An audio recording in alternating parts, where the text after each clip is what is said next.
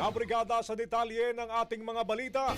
Pinagsusumite ni Pangulong Ferdinand Marcos Jr. ng courtesy resignation ang lahat ng mga miyembro ng kanyang gabinete upang muling ayusin ang pamahalaan kasunod ng resulta ng nagdaang halalan. Ayon pa kay Pangulong Marcos, hindi raw ito business as usual dahil nagsalita na raw ang mga tao at umaasa sa pagbabago. Layunin daw ng hakbang na ito na mabigyan ng kalayaan, suriin ang performance ng bawat kalihim at piliin kung sino ang patuloy na magsisilbi base pa sa mga bagong prioridad ng kanyang administrasyon.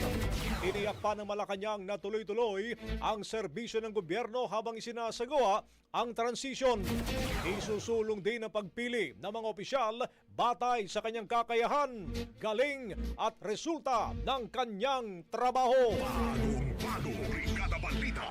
Ang bahaging ito ay hatid sa atin ng Mom's Love ES1 Capsule. Simulang tuparin ang pangarap ng iyong anak. And starting now!